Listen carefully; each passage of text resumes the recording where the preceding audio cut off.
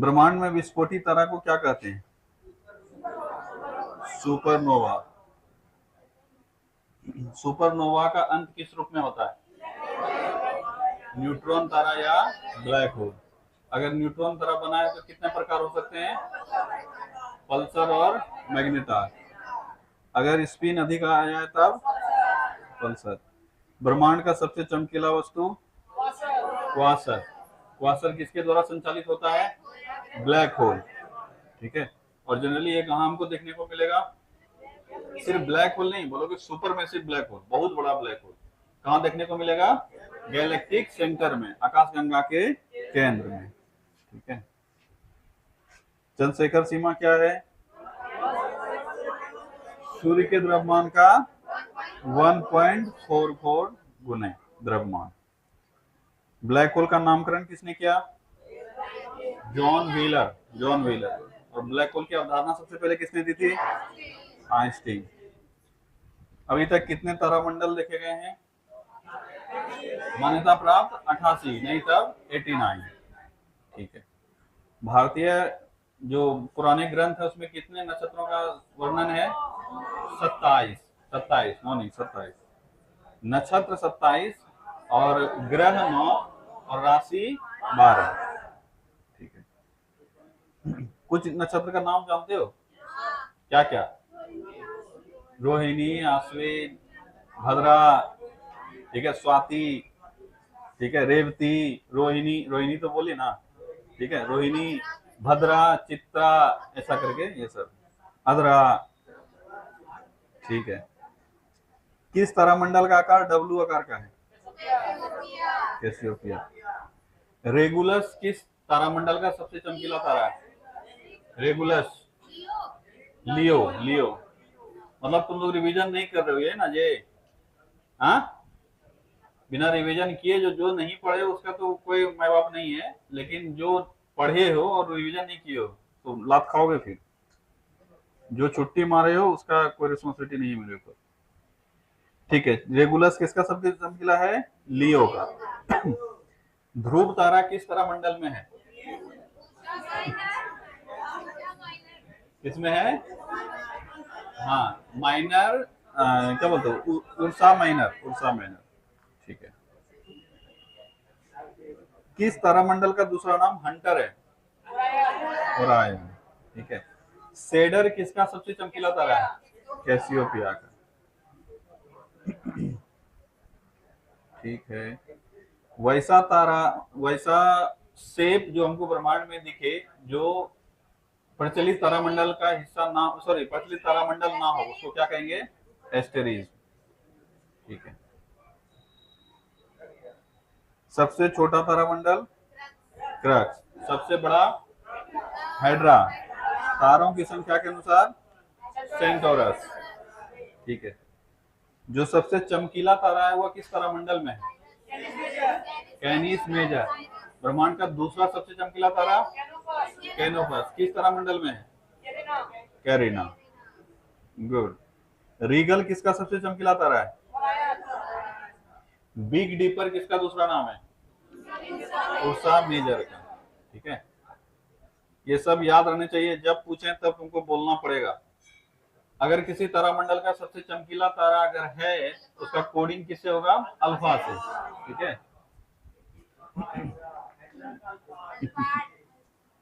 ठीक है, चलो। सौरमंडल हम लोग स्टार्ट किए थे ना कल? ठीक है। बताओ, घनत्व के हिसाब से सौरमंडल में सबसे अधिक घनत्व वाला कौन है और सबसे कम घनत्व वाला? पृथ्वी के तुरंत बाद कौन आएगा? मरकरी। बोले थे ना, पृथ्वी और उसकी बहन के बीच में नाटू जीजा। ठीक है। तो सबसे नाटू यानी सबसे छोटा कौन है? मरकरी यानी बुध। ये तो तीनों याद हो गया। ठीक है। इसके बाद कौन है? मार्स, मंगल। अब हाँ, हाँ वीनस। अरे वो तीनों तो हो ही गया। क्या बोले, दोनों बहन के बीच में आ गया जीजा नाटू, तो तीन तो हो ही गया ना। चौथा मार्स। और इसके बाद बताओ, वरुण, बृहस्पति, अरुण और शनि। ठीक है। आकार के अनुसार पृथ्वी का क्रम कितनावा है? पांचवा। ध्यान देना, अगर सूर्य से दूरी पर पूछेगा तो तीसरा। ये दोनों सवाल आते हैं, हल्का सवाल होता है कि सूर्य के दूरी से पृथ्वी का क्रम कितना है, तीसरा। लेकिन आकार के हिसाब से पृथ्वी का क्रम पांचवा। बताए थे कि पहले जो इधर वाला चार था, जुपिटर, सैटर्न, यूरेनस, नेपच्यून, उसके बाद क्या ऐसा करोगे, पृथ्वी, तो पृथ्वी हो गया पांचवा। ठीक है, कई बार ये सब पूछ लेता है। किस वर्ष प्लूटो को तारामंडल से बाहर के सॉरी सौर मंडल में ग्रह जो है उसके दर्जा से हटाया गया, 2006 में। ठीक है, हाँ, इंटरनेशनल एस्ट्रोनॉमिकल यूनियन के द्वारा। क्या, हाँ, इंटरनेशनल एस्ट्रोनॉमिकल यूनियन। ठीक है, इसको IAU कहते हैं। ठीक है, अगर जिसे हम मान्यता प्राप्त बार बार बोलते हैं, वो तुम्हारा मेरा मान्यता प्राप्त नहीं है, एक अंतरराष्ट्रीय संस्था है, उसका नाम है IAU। क्या है, IAU। जैसे भी कॉन्स्टेलेशन ही बताए कि मान्यता प्राप्त कॉन्स्टेलेशन कितने हैं, 88 कुल है, 89 अभी तक, लेकिन 88 मान्यता प्राप्त है। तो ये मान्यता कौन दिया है, IAU। ठीक है, चलो और भी हम लोग कुछ पढ़े हुए थे। अच्छा, रोटेशन और रिवॉल्यूशन, ये सब टर्मिनोलॉजी क्लियर किए हुए थे कल। रोटेशन क्या होता है, अपने अक्ष पे घूमना क्या कहलाता है, रोटेशन। और सूर्य के चारों तरफ घूमना क्या कहलाता है, रिवॉल्यूशन। हिंदी में अपने अक्ष पे घूमने को परिभ्रमण और चारों तरफ घूमने को परिक्रमण। ठीक है, अच्छा, थोड़ा बहुत ज्योग्राफी में आगे चल के ये सब और डिटेल से पढ़ेंगे, दिन रात कैसे होता है ये सब। ठीक है, पृथ्वी के बारे में जब पढ़ेंगे तो, ठीक है, इसी सब्जेक्ट में पढ़ेंगे। लेकिन अभी फिलहाल याद रखना, जो ये घूम रहा है इसको कहते हैं दैनिक गति। ये सब टर्मिनोलॉजी दिमाग में रखते चलो, आगे काम आएगा सारा। ठीक है, ये जो घूम रहा है अपने अक्ष पे, क्या कहेंगे इसको, दैनिक गति। और जो सूर्य के चारों तरफ घूम रहा है उसको वार्षिक गति। ये टर्मिनोलॉजी याद रखोगे। अगर किसी भी ग्रह का चर्चा करेंगे कि एक दिन वो कब पूरा हुआ, जैसे हमारे यहाँ पे एक दिन कब पूरा होता है, 24 घंटे में। कब पूरा हो जाता है, 24 घंटे, क्योंकि 24 घंटे में पृथ्वी अपना एक चक्कर पूरा अपने अक्ष पे लगा लेती है। तो इसीलिए ये है सूर्य, ये मान लो है सूर्य। ठीक है, ये सूर्य है और ये है पृथ्वी। ये क्या है, पृथ्वी। तो जब यहाँ अभी है, ये ऐसे करके अपने अक्ष पे भी घूम रही है, ऐसे करके अपने अक्ष पे घूम रही है। ठीक है, देखो इस तरफ सूर्य के पास आया ये वाला हिस्सा, तो इसमें क्या हो जाएगा, दिन, और ये वाला क्या हो जाएगा, रात। इसीलिए तुम देखे हो दिन और रात दोनों होता है 24 घंटे में। ठीक है, तो हम लोग जो सामान्यतः दिन कहते हैं, ये एक अगर वर्ड में बोलोगे कि दिन कितना घंटा का है, तो वहां पर 24 घंटा बोल देते हैं। क्या बोलते हैं, 24 घंटा। वहां दिन और रात वाला बात चर्चा नहीं कर रहा है, वहां एक दैनिक अवधि का चर्चा पूछ रहा है। इसलिए हम कह देते हैं पृथ्वी पर दिन कितने घंटा का, 24 घंटा का। और एक्चुअल देखोगे, तुम्हारा दिन और रात अगर देखोगे, तो तुम्हारे यहाँ दिन होता है, आधा दिन होता है और आधा रात होता है। ये एग्जैक्ट 12 घंटा हो जरूरी नहीं है, ये घटते बढ़ते रहता है। पर कहीं पे अगर रात है तो कहीं पे दिन होगा, कहीं पे दिन है तो कहीं पे रात होगा, ये तो हमेशा चलता रहता है।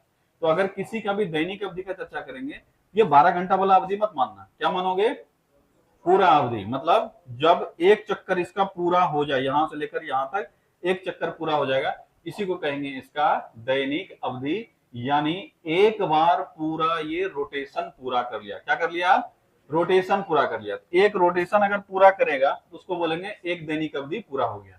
इसीलिए अगर कभी भी तुमसे पूछा जाए कि दिन और रात किसके वजह से होता है, तो रोटेशन के वजह से। किसके वजह से, रोटेशन। अभी पृथ्वी के बारे में बताएंगे तो वहां डिटेल से सब पढ़ोगे। दिन और रात किसके वजह से, रोटेशन की वजह से, हाँ, घूर्णन की वजह से। और अगर पूछा जाए कि ये जो साल है जो अभी बिताएंगे, फिर 1 जनवरी आएगा तो हैप्पी न्यू ईयर मनाओगे सब, ठीक है, पार्टी खाओगे अपने पिताजी के पैसा का। ठीक है, तो ये जो है ये एक साल, ये कब है, यहां से चालू करके सूर्य के चारों तरफ घूम कर यहां आकर फिर खड़े हो जाते हैं, यही है एक साल। तो सभी ग्रह में जब कोई भी ग्रह अपना एक चक्कर पूरा करेगा अक्ष पे, तो उसको बोलेंगे एक दिन पूरा हो गया। और सूर्य के चारों तरफ अगर घूम के आ गया तो उसको बोलेंगे एक वर्ष पूरा हो गया। अब कुछ ग्रह तो ऐसा नौटंकीबाज है, ऐसे ऐसे घूमता है। ठीक है, ऐसे ऐसे एकदम घूम रहा है, इतना सा घूमने में उसको लग जाता है एक साल। इतना दिन में वो 2 चक्कर लगा लेता है। तो वहां साल छोटा होता है और दिन बड़ा होता है। अब ये थोड़ा अटपटा नहीं लग रहा है कि अगर वैसा कोई ग्रह जिसका साल जल्दी आ जाए और दिन बीतवे नहीं करे, ठीक है, तो लगेगा ऐसा कैसे हो सकता है। हमारे यहाँ तो एक साल 365 दिन का है, तो कितना ज्यादा दिन बीत जाता है। ये इसलिए होता है क्योंकि 24 घंटा में एक चक्कर क्या किया, पूरा कर लिया, और यहाँ सुले सुले घूम रहे चारों तरफ। लेकिन कुछ ऐसा भी ग्रह है जो अपने अक्ष पे एकदम हिलिए नहीं रहा, हमारा हट हिलिए रहा है, एकदम हल्का हल्का हिल रहा है, लेकिन इधर तेजी से दौड़ रहा है, इसीलिए उसका साल जल्दी पूरा हो जाता है। और अपने अक्ष पे बड़ा लंबा समय से वो घूमते रहता है। ठीक है, अभी चल के आगे चल के हम लोग ये एक एक करके सब देखेंगे। ठीक है, तो दैनिक गति और वार्षिक गति समझ में आ गया। तो जब भी कोई पूछे कि वार्षिक गति कौन देता है, तो बोलोगे परिक्रमण। कौन देता है? और दैनिक गति कौन देता है? परिभ्रमण। परिभ्रमण क्या है? अपने अक्ष पे घूमना। और परिक्रमण क्या है? सूर्य के चारों तरफ घूमना। जिस रास्ते पर कोई भी ग्रह घूम रहा है उस रास्ते को क्या कहते हैं? ऑर्बिट। क्या कहते हैं? ऑर्बिट। धुरी तो हुआ ये एक्सिस जिस पर ये रोटेशन कर रहा है।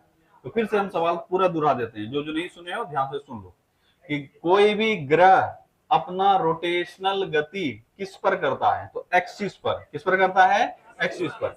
हिंदी में कोई भी ग्रह घूर्णन गति या परिभ्रमण गति किस पर करता है? तो एक्सिस पर।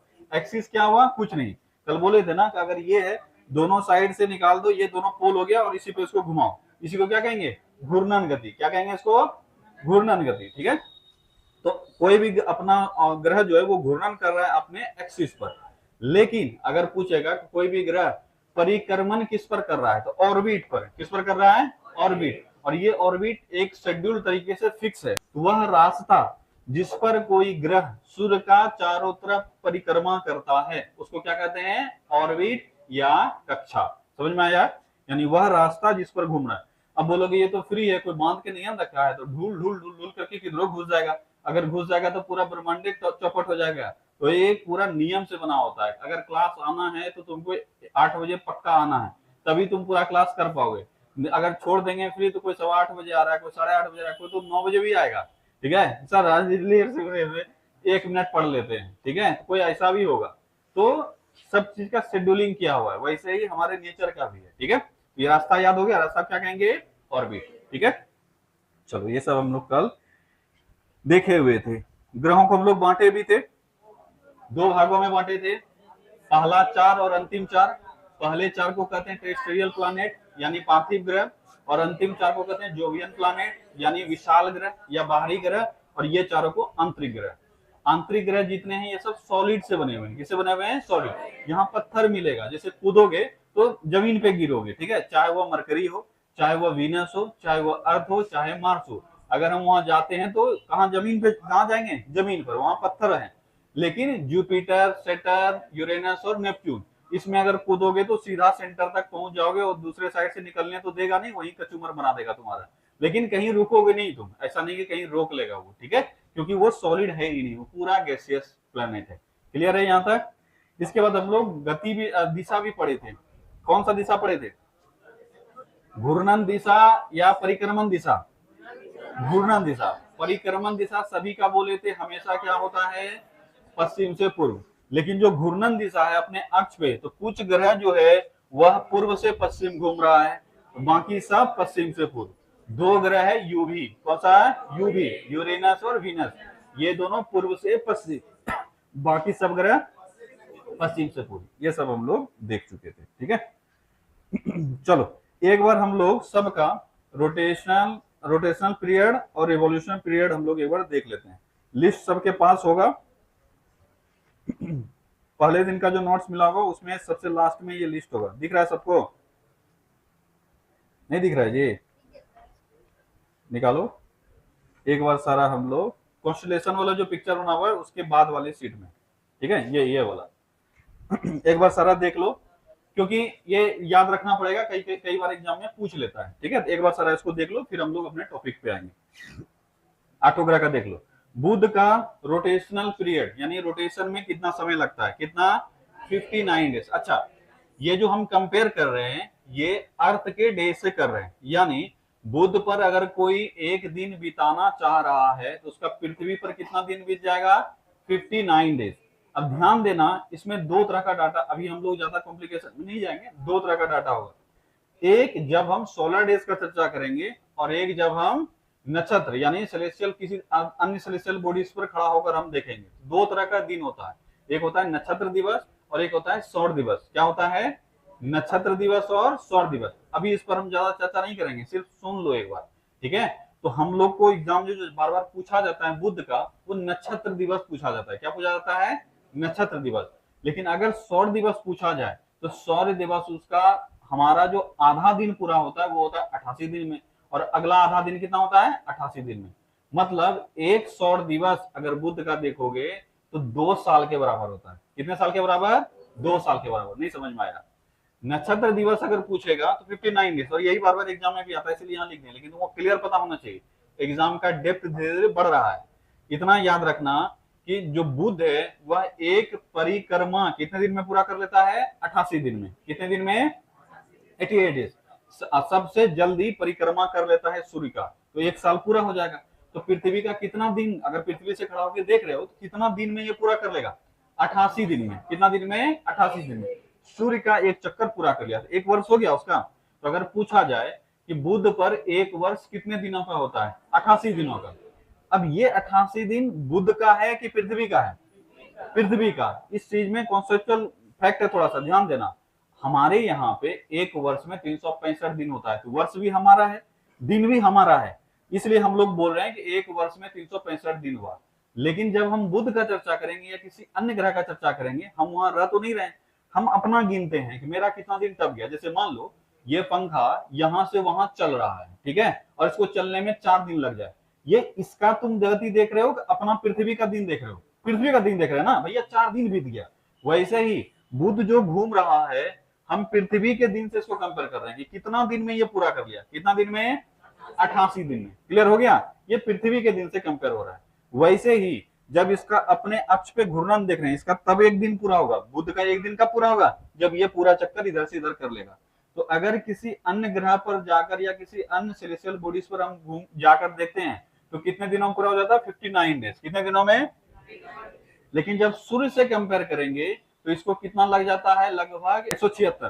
कितना हो गया? 176। ठीक है, तो पृथ्वी का 176 दिन, बुध का 2 साल हो जाता है। कितना हो जाता है? 2 साल। थोड़ा बहुत ये समझ में आया? समझ में आ गया तो अच्छा है, नहीं तब इसको रट लेना। ठीक है, चलो फिर से हम रिपीट करते हैं सारा। बुध का रोटेशनल टाइम कितना है? 59 डेज। रिवॉल्यूशन टाइम यानी परिक्रमण समय कितना है? 88 डेज। ठीक है, और ये सबसे कम है। अगर पूछा जाए कि सबसे जल्दी सूर्य का परिक्रमा कौन कर लेता है? बुध। अब ये सबसे पास में है तो इसे भी उसको कम दूरी तय करना पड़ता है। यहां से ऐसे घूम गया, अब यहाँ वाला तो पूरा घूमेगा ना, ये वाला तो ऐसे करके चक्कर लगा दिया। तो सबसे जल्दी सूर्य का परिक्रमा कौन कर लेता है? बुध। कितने दिनों में? सूर्य का एक वर्ष कितने दिन का? 88 दिन का। सॉरी, बुध का एक दिन कितने वर्ष का? 88 दिन का। बुध का एक वर्ष कितने दिन का? 88 दिन। इतना याद रखना, ये एग्जाम में काफी बार पूछा गया है। ठीक है, चलो अगला देखो। शुक्र। शुक्र जो है एक रोटेशन पूरा करने में कितना समय लेता है? कितना लेता है? 243 डेज। कितना लेता है? 243 डेज। एक रोटेशन पूरा करने में 243 डेज, और एक रिवॉल्यूशन पूरा करने में 225 डेज, यानी 225 दिन। तो इसका भी एक दिन पूरा होने में एक साल से थोड़ा ज्यादा समय लेता है। तो एक रोटेशन पूरा होने में 243 डेज और एक रिवॉल्यूशन पूरा होने में 225 डेज। तो अगर पूछा जाए कि वह ग्रह कौन सा है जो इसका सबसे अधिक रोटेशनल पीरियड है, तो कौन हो जाएगा? शुक्र। फिर से रिपीट करते हैं, वह ग्रह जो सबसे जल्दी सूर्य का परिक्रमा कर लिया वो है बुध। कौन है? बुध। ऑब्वियस है, जैसे जैसे दूरी बढ़ता जाएगा वैसे ही परिक्रमा समय बढ़ता जाएगा। दोनों अच्छे से याद नहीं, 4 डाटा याद रखना है तुमको। कितना डाटा? 4 डाटा। 2 रोटेशनल टाइम से और 2 रिवॉल्यूशन के टाइम से। रोटेशनल टाइम यानी अपने अक्ष पे घूमने का टाइम, और रिवॉल्यूशन टाइम मतलब सूर्य के चारों तरफ घूमने का समय। तो सूर्य के चारों तरफ सबसे जल्दी कौन घूम लिया? बुध। इसीलिए सबसे कम वार्षिक समय किसको लगा? बुध को। कितना दिन लगा? 88 दिन। जो सबसे दूर होगा उसको सबसे अधिक समय लगेगा। तो अगर पूछा जाए कि सबसे अधिक रिवॉल्यूशन का समय कौन लेता है? नेपच्यून लेता है। कौन लेता है? नेपच्यून लेता है, क्योंकि वो सबसे दूर है तो बहुत समय लेगा उसको घूमने में लगेगा। समझ में आ गया इतना सा? ठीक है, तो सबसे अधिक रिवॉल्यूशन समय नेपच्यून, और सबसे कम कौन लेता है? बुध। सबसे कम कौन लेता है? बुध। ठीक है, अगर पूछा जाए कि नेपच्यून कितना लेता है, लगभग 165 साल। कितना लेता है? 165 साल। मतलब नेपच्यून पे एक साल पूरा होगा, पृथ्वी पर तब तक 165 साल बीत चुका होगा। समझ में आया? अगर तुम जाके नेपच्यून पे बैठ जाओ और बोलो कि हम एक साल रहे हैं नेपच्यून पे, तो पृथ्वी पे तब तक कितना दिन बीत चुका होगा? 165 साल बीत चुका होगा। वही चीज तुम बुध पे जाके बैठो और बोलो एक साल हम बुध पे रह के आए, तो पृथ्वी पर कितना बीता हुआ होगा? मात्र 88 दिन। ये दोनों याद हो गया। कि सबसे कम समय में सूर्य का परिक्रमा कौन कर लेता है? बुध। कितने दिन में? 88 दिन में। सबसे अधिक समय कौन लेता है? नेपच्यून। कितने दिन में? 165 वर्ष। दिन नहीं, 165 वर्ष। ये दोनों याद हो गया। अब आते हैं अपने अक्ष पे। अपने अक्ष पे सबसे तेजी से जो घूमेगा उसको बोलेंगे, सबसे छोटा वहां दिन होता है, बोलेंगे ना, सबसे तेजी। ये है जुपिटर। भले ही देखने में भोड़न है बड़ा, लेकिन घूमता है बड़ा तेज। तो अपने अक्ष पे मात्र 10 घंटा में एक चक्कर पूरा कर लेता है। अगर पूछा जाए कि सबसे छोटा दिन किस ग्रह पर होता है, किस ग्रह पर? जुपिटर पर। सबसे छोटा दिन किस पे होता है? जुपिटर पे। क्यों भैया? क्योंकि एक चक्कर वो कितने दिन में पूरा कर लेता है? मात्र 10 घंटे में। कितने दिनों में? मात्र 10 घंटा। तो सबसे छोटा दिन हो जाएगा वहां, मात्र 10 घंटा में एक चक्कर पूरा कर लिया। और सबसे अधिक एक चक्कर पूरा करने में कौन लेता है? वीनस। कौन लेता है? कितना ले लेता है? 243 दिन। कितना ले लेता है? 243 दिन। मतलब आज यहां से घूमना शुरू करेगा और 243 दिन के बाद इस पॉइंट पर वापस आएगा। तो सबसे बड़ा दिन कहां होगा? वीनस पर। अगर तुम वीनस पे खड़े रहो और बोलो भैया सूर्य निकला हुआ है, सूर्यास्त होगा, फिर हम लोग दूसरा सुबह देखेंगे, तब तक पृथ्वी पे कितना दिन बीत चुका होगा? 243। ठीक है, तो याद रखोगे वीनस का एक दिन पृथ्वी के 243 दिन के बराबर होता है। जुपिटर का एक दिन पृथ्वी पर मात्र 10 घंटे के बराबर होता है। कोई जुपिटर पे खड़ा रहेगा, पूरा एक चक्कर पूरा कर लेगा और पृथ्वी पर कितना बीता हुआ रहेगा? 10 घंटा ही बीता रहेगा। समझ में आ गया पूरा डाटा? ये चारों बहुत अच्छे से याद रखना, बहुत बच्चा इसमें मिक्स कर देता है। आता सवाल चारों से, फिर से एक बार हम रिपीट करते हैं चारों से। सूर्य का परिक्रमा सबसे जल्दी कौन कर लेगा? सबसे अधिक समय कौन लेगा? नेपच्यून, हिंदी में वरुण। वरुण, ठीक है। बुध कितना दिन में पूरा कर लेगा? 88 दिन। नेपच्यून कितना दिन में पूरा करेगा? 165 वर्ष। कितना दिन? 165 वर्ष। अब आते हैं दैनिक गति यानी रोटेशन पे। तो सबसे जल्दी कौन घूम लेता है? जुपिटर यानी बृहस्पति। मात्र 10 घंटा में एक राउंड पूरा। और एकदम धीरे धीरे कौन चल रहा है? वीनस। ठीक है, कितना दिन लग जाता है? 243 दिन। क्लियर हो गया? याद हो गया सबको? तो सबसे छोटा दिन कहां? जुपिटर, बृहस्पति पर। सबसे छोटा दिन बृहस्पति पर। सबसे बड़ा दिन कहां? वीनस पर यानी शुक्र पर। सबसे बड़ा दिन शुक्र पर। ठीक है। सबसे बड़ा साल कहां का होगा? नेपच्यून का। सबसे बड़ा साल नेपच्यून का। वहां का एक साल 165, पृथ्वी पर 165 वर्ष बीत जाएगा। और सबसे छोटा साल बुध पर। याद हो गया? चलो अब एक बार सबको हम लोग देख लेते हैं। ठीक है। बुध का रोटेशन टाइम 59 डेज, शुक्र का 243, पृथ्वी का 24 घंटा। ये हम लोग जानते हैं, पृथ्वी 24 घंटा में एक चक्कर पूरा कर लेती है। ठीक है। मंगल का 24 घंटा से के पास ही है, थोड़ा सा ज्यादा है। ठीक है। बृहस्पति का 10 घंटा, शनि का 10.5 घंटा, अरुण का 17.5 घंटा, सॉरी 17 घंटा के आसपास, 17 घंटा 14 मिनट। ठीक है, 17 घंटा 14 मिनट। वरुण का 17 घंटा, वरुण का 17 घंटा। अब बोलोगे कि सर ये सब इतना जल्दी कैसे घूम रहा है? क्योंकि वो सब गैस का बना हुआ है। ठीक है, इसलिए स्पीड उसमें ज्यादा है। और ये जो बाकी इधर वाला हम देख रहे हैं, ये सब किससे बने हुए हैं? पत्थर से बने हुए हैं। ठीक है।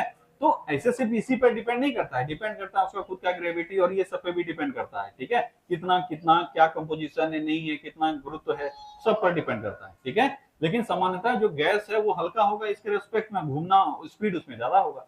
ठीक है। याद रखोगे जो गैसियस प्लैनेट है वो घंटों में एक चक्कर पूरा कर लेता है। कितने दिनों में? घंटों में। कौन कौन सा है फिर से एक बार देख लो। बृहस्पति 10 घंटा। अब देखो सिर्फ ये पोर्शन अगर याद रखोगे, घंटों में एक चक्कर पूरा हो जाता है।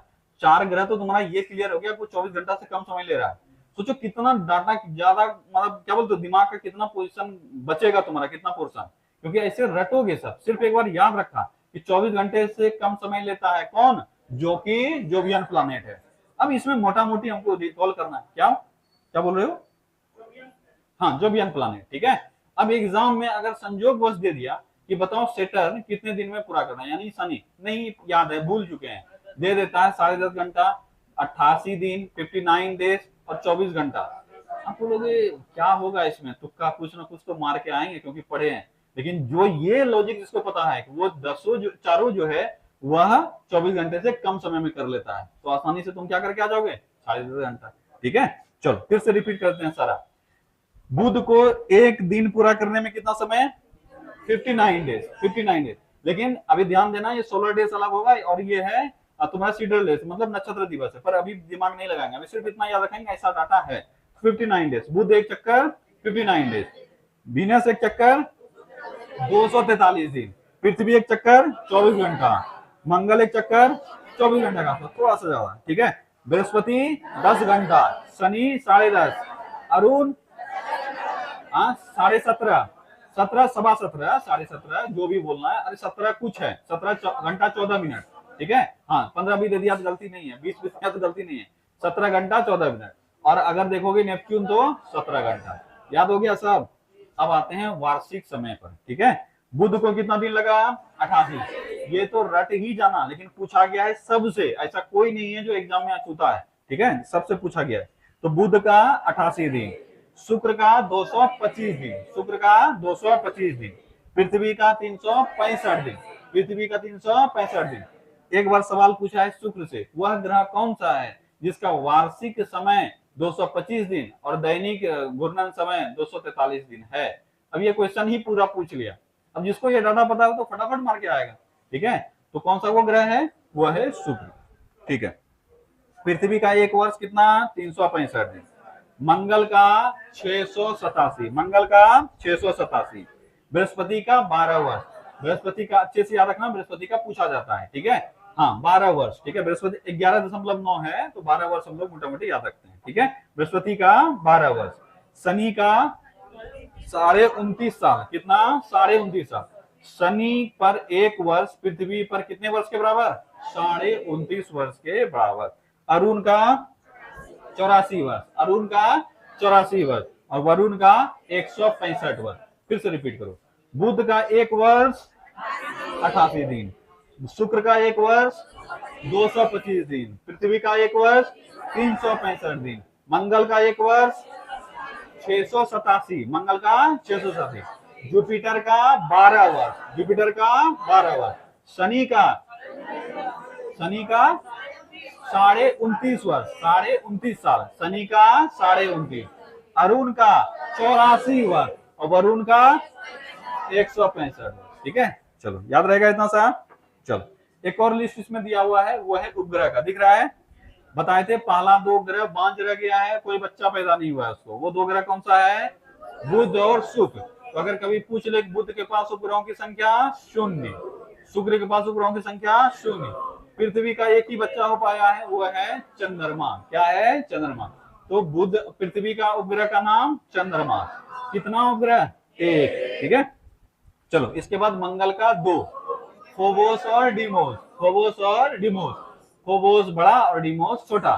तो हमारे सौर मंडल का सबसे छोटा उपग्रह जो है वो है डिमोस। कौन है? डिमोस, बहुत छोटा है, ठीक है। तो सौर मंडल का सबसे छोटा उपग्रह Deimos.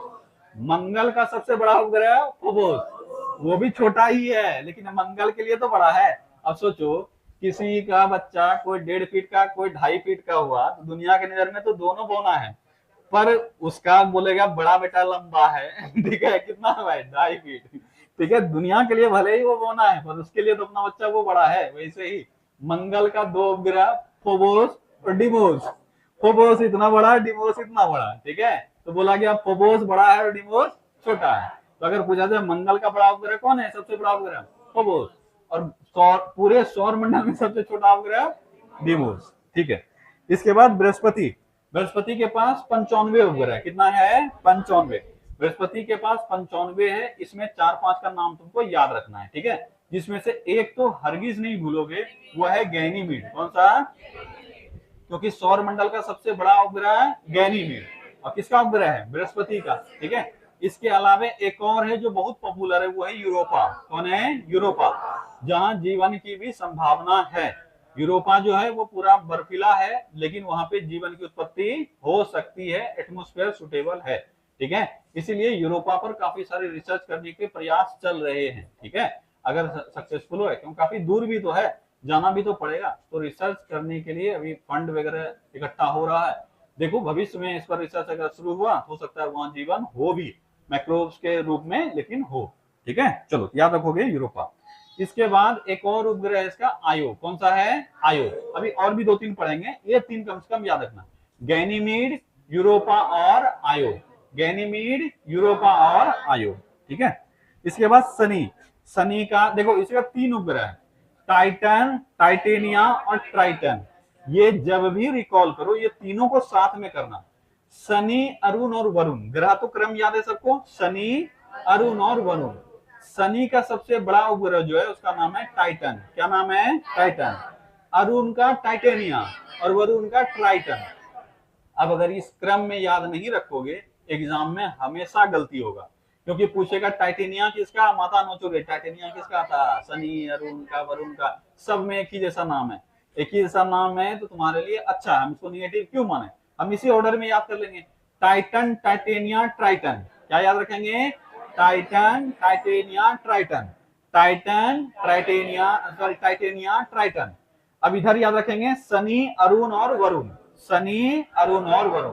Titan, titania, Triton. Shani, Arun और वरुण। याद हो गया तीनों।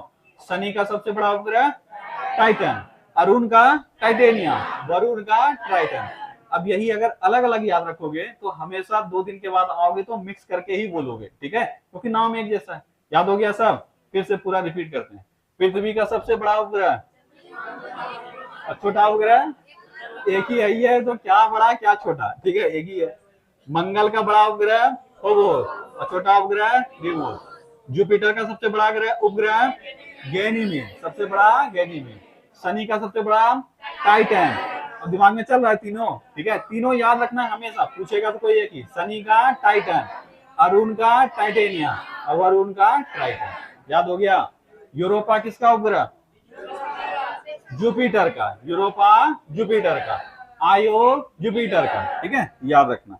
एक और है एग्जांपल अच्छा है, मिरांडा। किसका मिरांडा है? अरुण का। मिरांडा अरुण का। ये सबसे एक बार पूछी थी, मिरांडा किसका उपग्रह है? किसका है? अरुण का, ठीक है। चलो अब हम लोग एक एक बार जो भी हमारा यहाँ पे है इसको देख लेते हैं, उसके बाद फिर आगे बढ़ेंगे। क्या यहाँ तक का चीज याद हो गया? चलो अब थोड़ा बहुत जो अलग अलग ग्रह के बारे में स्पेशली जानना है वो सब हम लोग देख लेते हैं, ठीक है। पहला है मरकरी।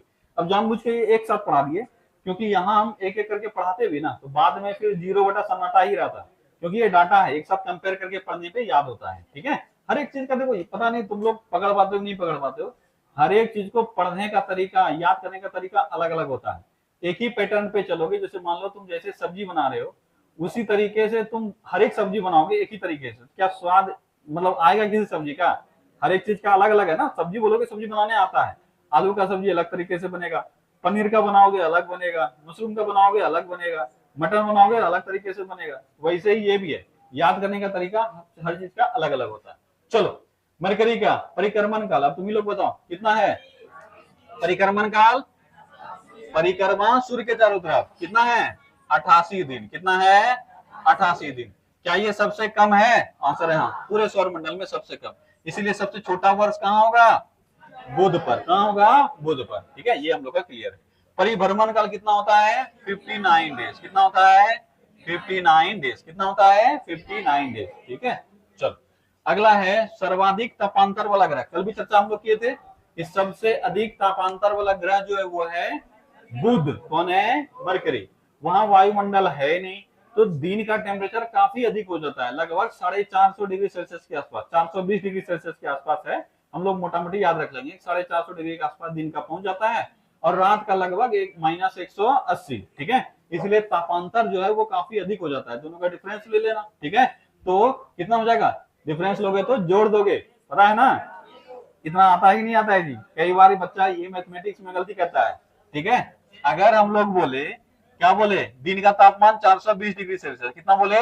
420, और रात का -180 डिग्री सेल्सियस, तुम बताओ अंतर कितना हुआ? अंतर कितना हुआ? तापांतर कितना हुआ? नहीं, इससे पूछे कितना हुआ? मारेंगे अभी, डंडा से मारेंगे। कितना हुआ? 700, 600। साफ साफ तो दिख रहा है, इधर 420 इधर 180, तुम लोग एकदम 420 है सर, ठीक है। तो माइनस है तो माइनस माइनस प्लस हो जाएगा, तो अंतर कितने का हो गया? 600 का, 600 डिग्री सेल्सियस का। कितना हो गया? 600 डिग्री। अगर कभी तुमसे पूछ ले वह ग्रह कौन सा है जिसका तापांतर 600 डिग्री सेल्सियस के आसपास है, कौन है वो? बुध। दिन का टेम्परेचर 420 तक चला जाता है और रात का टेम्परेचर -180 तक। ठीक है, चलो इसकी प्रमुख विशेषता अगर पूछी जाए या तुमसे एक लाइन में पूछा जाएगा किस ग्रह की प्रमुख विशेषता उसकी चुंबकीय शक्ति है या मैग्नेटिक फील्ड है, तो किसका हो जाएगा? बुध का। याद रखोगे इसका प्रमुख विशेषता क्या है? इसका मैग्नेटिक फील्ड। क्या है? Magnetic field. ठीक है, मैग्नेटिक फील्ड। ठीक है, अगर कभी तुमसे पूछ ले कि किस ग्रह का यह विशेषता उसका मैग्नेटिक फील्ड है, तो किसका है? बुध का। किसका है? बुध का। ऐसे तो सारे ग्रह के पास मैग्नेटिक फील्ड है, लेकिन इसका मैग्नेटिक फील्ड सबसे अलग है, इसीलिए हम लोग कहते हैं कि किस ग्रह का विशेषता उसका मैग्नेटिक फील्ड है, तो बुध का। ठीक है, अगला है सबसे बड़ा क्रेटर। क्रेटर जानते हो क्या होता है? क्या होता है? जब हाँ उल्का पिंड वगैरह गिरता है तो जमीन में गड्ढा हो जाता है, तो ऑब्वियस है सॉलिड स्पेस है, ये सब का सॉलिड सरफेस है, तो उस पर कुछ गिरेगा तो गड्ढा होगा ही होगा। ठीक है, इसीलिए क्रेटर हर जगह मौजूद है। मंगल पर, वीनस पर, सॉरी क्या बोलते हैं, मरकरी पर, वीनस पर, अर्थ पर, मार्स पर, सब जगह क्रेटर मौजूद है। यहाँ तक कि हमारे चांद पर भी क्रेटर मौजूद है। तो सब में हम लोग चर्चा करेंगे। जब चांद के बारे में पढ़ेंगे तो वहां पढ़ेंगे कि चांद पर क्रेटर कौन कौन सा है, सबसे बड़ा क्रेटर कौन सा है। लेकिन हमसे बहुत बार एग्जाम में पूछा गया है किसका? मरकरी का। मरकरी का सबसे बड़ा क्रेटर का नाम क्या नाम है इसका? कैरोलिस बेसिन। क्या नाम है? कैरोलिस बेसिन। ठीक है, कैरोलिस बेसिन। ठीक है, बेसिन, कैरोलिस बेसिन। ठीक है, कैरोलिस बेसिन। सबसे बड़ा क्रेटर कौन सा है? कैरोलिस बेसिन। सबसे बड़ा क्रेटर कैरोलिस बेसिन। ठीक है, तो याद रखोगे, कई बार ये एग्जाम में डायरेक्ट पूछ लेता है कैरोलिस बेसिन क्रेटर कहाँ अवस्थित है? कहाँ अवस्थित है? बुध पर, और बुध का ये सबसे बड़ा क्रेटर है। उपग्रह की संख्या 0, कोई भी उपग्रह नहीं है, तो उपग्रह की संख्या कितनी हो गई? 0। ठीक है, चलो अगला ग्रह है वीनस यानी शुक्र। शुक्र के बारे में कल भी हम लोग चर्चा किए थे। कल तो लगभग जो की फैक्ट्स हैं जो एकदम एग्जाम में ज्यादातर आता है वो सब तुम लोग पढ़ ही चुके हैं कल। अगर शुक्र के बारे में पूछा जाए तो इसको सबसे अधिक गर्म ग्रह माना जाता है। हमारे सौरमंडल का सबसे गर्म ग्रह, सबसे चमकीला ग्रह शुक्र। अच्छा, ये हमको सुबह शाम दिखाई देता है। सबसे पहले जिसको एक तारा तुम देखते हो ना, सूर्योदय से पहले देखना हल्का सा एक ही तारा बचता है, और सूर्यास्त के तुरंत बाद देखोगे एक ही तारा बचता है। जिसको बचपन में ऐसे करके देखता होगा 2 तारा बनाने के लिए, क्योंकि कोई कोई बोलता होगा कि एक तारा मत देखो, ये तो 5 फल 5, तुम लोग के साथ नहीं हुआ है ऐसा? हाँ, 5 फल 5 फूल 5 जानवर, ऐसे करके सबका नाम बताना पड़ेगा। तो हम भी इस पेड़ में पढ़ देता हूँ, ऐसे करके देखते थे, बोले हो गया 2 ठो। ठीक है, ऐसे करके देखना 2 ठो दिख जाएगा। ऐसे भी आम को सब 2 दिख रहा है। ठीक है, तो वो जो दिख रहा है वो अकेला, वो एक्चुअली में कोई तारा है ही नहीं, इसलिए कोई भी तुम्हारा ऊपर श्राप नहीं पड़ेगा। वो एक ग्रह है। कौन सा ग्रह है वो? वीनस, शुक्र। ठीक है, शुक्र हमको सुबह और शाम में रोज दिखता है, इसीलिए उसको बोलते हैं सांझ और भोर का तारा। क्या कहते हैं इसको? सांझ और भोर का तारा, मॉर्निंग एंड इवनिंग स्टार। अगर कब तुमसे पूछा जाए कि बताओ किस प्लैनेट को मॉर्निंग एंड इवनिंग स्टार कहते हैं, इसको कहते हैं वीनस को। ठीक है, तो याद रखोगे। कहीं लिखे हैं क्या? नहीं लिखे होंगे तो लिख देते हैं इसको सांझ। ठीक है, सांझ एवं भोर का तारा, भोर का तारा। अब कईयों को लग रहा होगा कि सांझ को शाम क्यों नहीं लिखे, भोर को सुबह क्यों नहीं लिखे? मन में लगता है कि नहीं लगता है? ये भी गलत शब्द नहीं है, ये भी सही है। सांझ वो समय को बोलते हैं जिसको गधौली बेरा बोलता है, इसलिए कई बार गधौली बेरा में दिखने वाला भी पूछेगा। गधौली बेरा समझते हो ना, जिसको हम लोग गधौनी बोल देते हैं, वो एक्चुअल वर्ड गधौली ही है। गधौली वह समय है जब तुम लोग संझा देते हो ना, घर में देखोगे मम्मी संझा लगाती है, जब सूर्योदय सूर्यास्त होने ही वाला है, बस लाइट अब खत्म ही हुआ है अभी तुरंत, उसी को बोलते हैं गधौली बेरा। उसी समय में ये हमको दिखने लगता है। और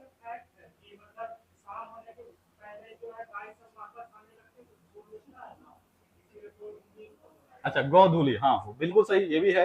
गौ का धूली, बिल्कुल सही। ठीक है, गौ से गाय हो गया, धूल से धूली, धूली से धूल हो गया।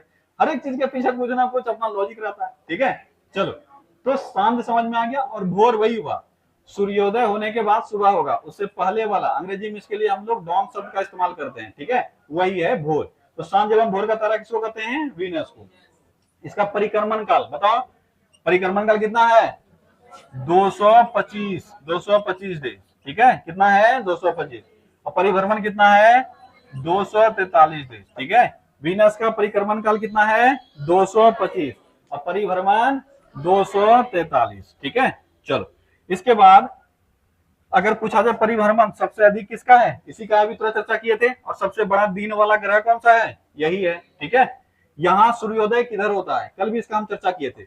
अगर कोई, अब देखो जो कल अब्सेंट किया होगा उसको ये सब समझने में थोड़ा दिक्कत हो रहा है।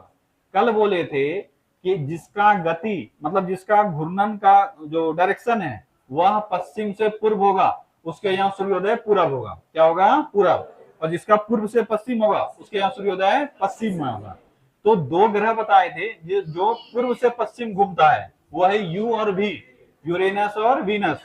तो अगर तुमसे यूरेनस और वीनस पर पूछ ले सूर्योदय किस तरफ होगा, पश्चिम में, वही पूछा गया। यहाँ सूर्योदय कहाँ होता है? पश्चिम में। ठीक है, पश्चिम में। अगर किसी अन्य ग्रह के बारे में पूछा, इस दोनों को छोड़कर, यूरेनस और वीनस, तो सूर्योदय होगा पूर्व पर, जैसे हमारे यहाँ होता है। लेकिन यहाँ सूर्योदय किधर होगा? पश्चिम। कारण क्या है? अपने अक्ष पर पूर्व से पश्चिम घूमना है, इसका कारण है। ठीक है, ये सबसे गर्म ग्रह है। अब सवाल ये उठता है कि अगर गर्म है तो कुछ तो कारण होगा। इसका जो वायुमंडल है वो बड़ा घना है और उसमें पाया जाता है कार्बन डाइऑक्साइड। क्या पाया जाता है? Carbon dioxide. कार्बन डाइऑक्साइड का एक लक्षण होता है, वह हीट को आने तो देता है पर जाने नहीं देता है। तो वो एक डायलॉग सुने हो ना, आने के रास्ते तो हैं पर ये नहीं, यहाँ लोग आते हैं अपने मन से पर जाते हैं मेरी मर्जी से, वही वाला है। सनरेज जब आने लगता है बोला आन दे कोई दिक्कत नहीं, जितना आ सकते हो आन दे, जाता है कहाँ? रोक लेता है। तो आता तो है पर जाने नहीं देता है। इसीलिए जब कहीं पे भी थिक जो कार्बन डाइऑक्साइड उसका लेयर जमा हो जाएगा, उसके अंदर का टेम्परेचर क्या होगा? बढ़ने लगेगा, ताप बढ़ने लगेगा।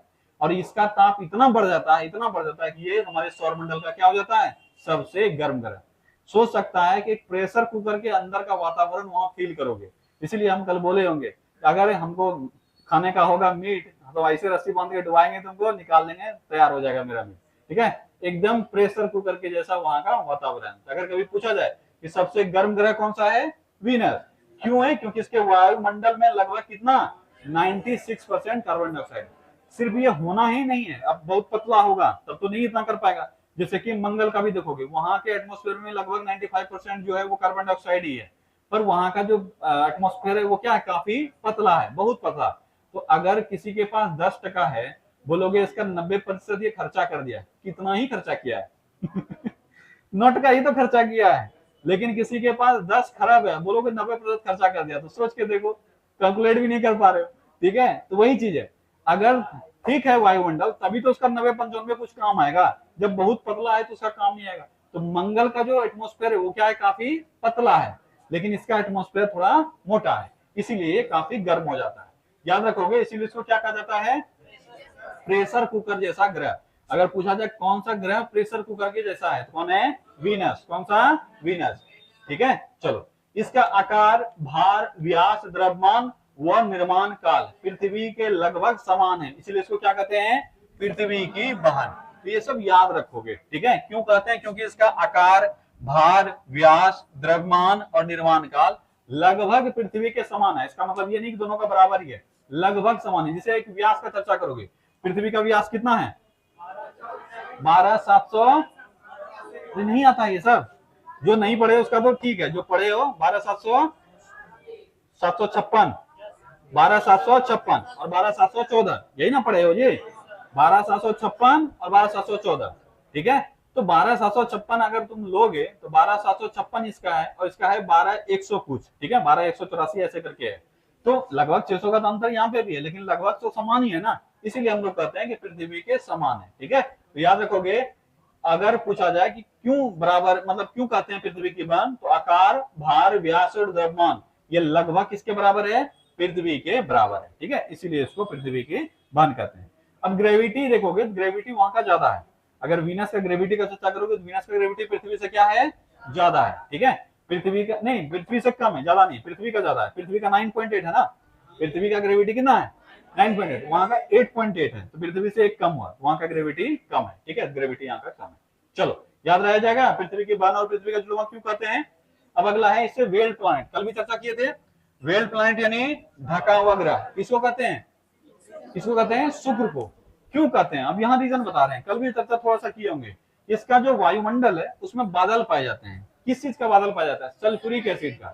सल्फ्यूरिक एसिड का जो बादल होता है वो सफेद और पीला रंग का होता है। कैसा होता है, तुम्हारे यहाँ पे अगर धुआं कर दें सफेद और पीला रंग का, क्या अंदर का कोई सामान दिखेगा, तो आंसर है नहीं। इसके वायुमंडल में बादल पाए जाते हैं और वो बादल सल्फ्यूरिक एसिड का बना होता है और वो सफेद और पीला रंग का हमको बाहर से दिखता है, जिस कारण से वो चमकता है। और कल हम कलर भी बताए थे, याद है? वीनस का रंग कैसा है? पीला सफेद, पीला सफेद। यही है, इसके वायुमंडल में जो बादल पाए जा रहे हैं उस बादल के कारण हमको ये सफेद और पीला नजर आता है। और वो बादल किसके हैं? Sulphuric acid. ये डायरेक्ट सवाल एग्जाम में पूछ लेता है कि किस ग्रह पर सल्फ्यूरिक एसिड का घना पीला और सफेद बादल पाया जाता है। क्या आंसर हो जाएगा? वीनस। क्या आंसर हो जाएगा? वीनस। और इसी कारण से इसको कहते हैं वेल्ड प्लैनेट या छुपा हुआ, ढका हुआ ग्रह। क्या याद हो गया वीनस के बारे में सब चीज? चलो अगला बढ़ते हैं। अब है पृथ्वी। लग रहा होगा पृथ्वी के बारे में तो सोचे थे कम से कम बहुत ज्यादा पढ़ेंगे, ये तो बहुत कम है। तो पृथ्वी के बारे में अलग चैप्टर है, ठीक है? आगे चल के देखोगे तो इसी में अलग चैप्टर है। यहाँ हम पृथ्वी को ज्यादा नहीं पढ़ने वाले हैं, सिर्फ हम लोग बस लिस्ट में शामिल कर लिए हैं, पृथ्वी अलग से है। तो सौर मंडल का सर्वाधिक घनत्व वाला एवं पांचवा सबसे बड़ा ग्रह कौन है? पृथ्वी।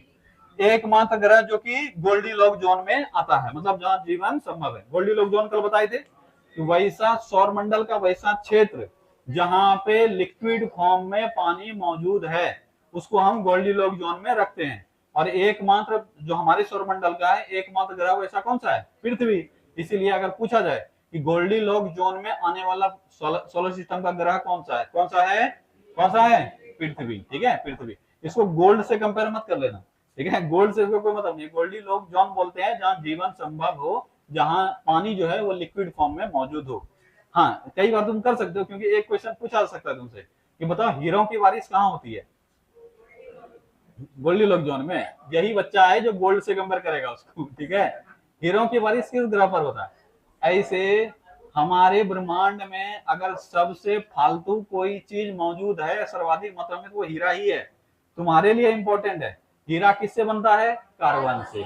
और कार्बन जब बहुत अधिक प्रेशर में जाएगा तो वो किसमें कन्वर्ट हो जाएगा?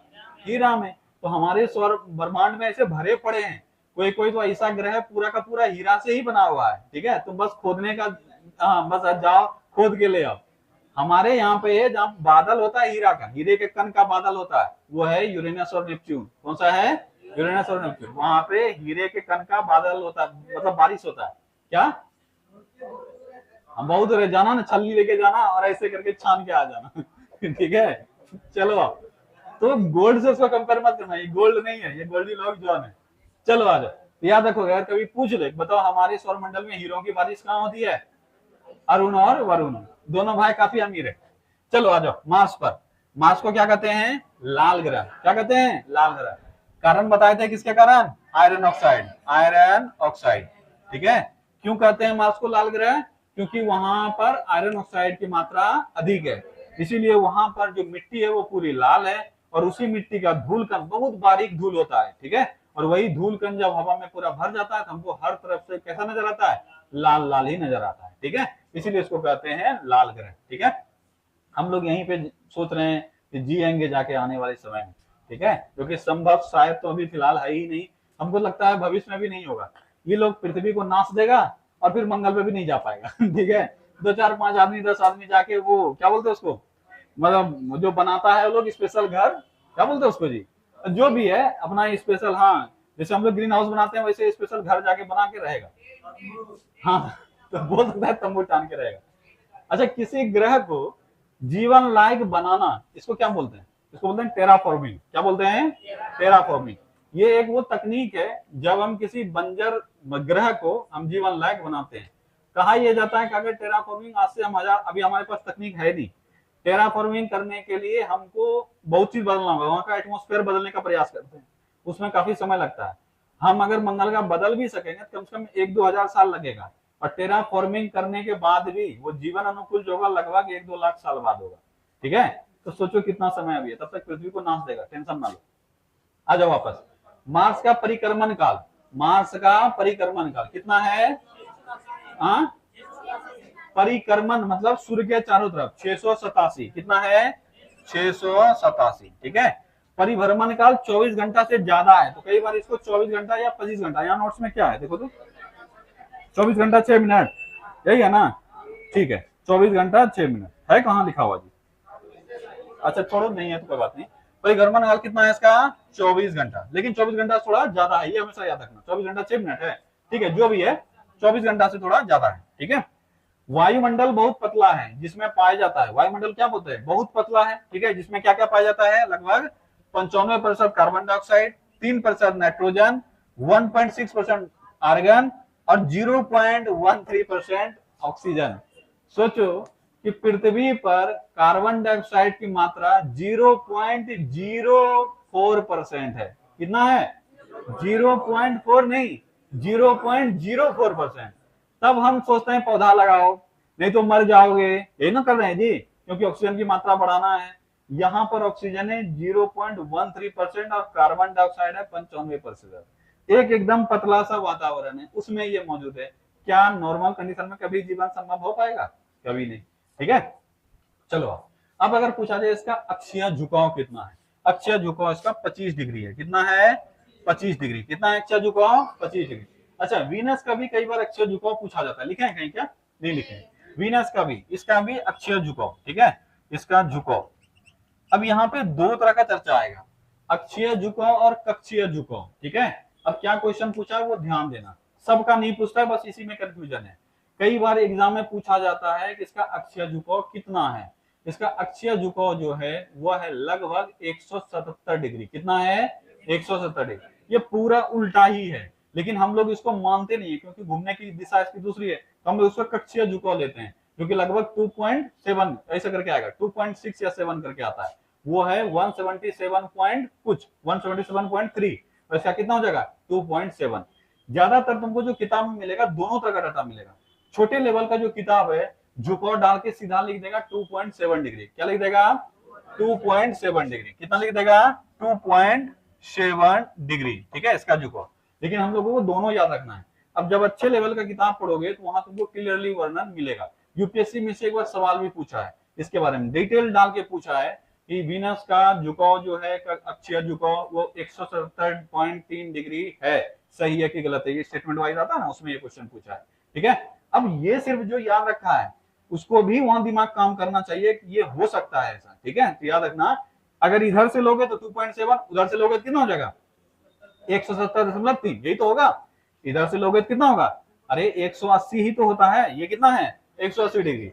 इधर से अगर कोई 177 डिग्री झुका हुआ है तो इधर से 3 डिग्री होगा, यही ना पढ़ रहे हैं हम लोग। तो हम लोग जनरली इधर वाला ही हम लोग डाटा याद करते हैं। तो ये कितना है 2.7, दूसरा डाटा इसका देगा क्या दे देगा 177.3। हम लोग को दोनों याद रखना है, सिर्फ इसी का, बाकी और किसी का नहीं। फिर पृथ्वी का हम लोग एक चर्चा करेंगे, पृथ्वी अपने अक्ष पे कितनी झुकी हुई है और पृथ्वी के तल से कितना डिग्री है, दो ही का पास एग्जाम में टेंशन डालेगा और कोई नहीं डालेगा, ठीक है, याद रखना। तो इसका झुकाव कितना है 2.7 डिग्री, कितना है 2.7 डिग्री। अगर ये नहीं मिला तो इसका एक्चुअल में जो झुकाव है वो दे देगा, ठीक है, वो कितना दे देगा 177.3, ये है इसका कक्षीय झुकाव, ठीक है। अच्छा मार्स का अगर पूछेगा कितना हो जाएगा 25 डिग्री, कितना हो जाएगा 25 डिग्री।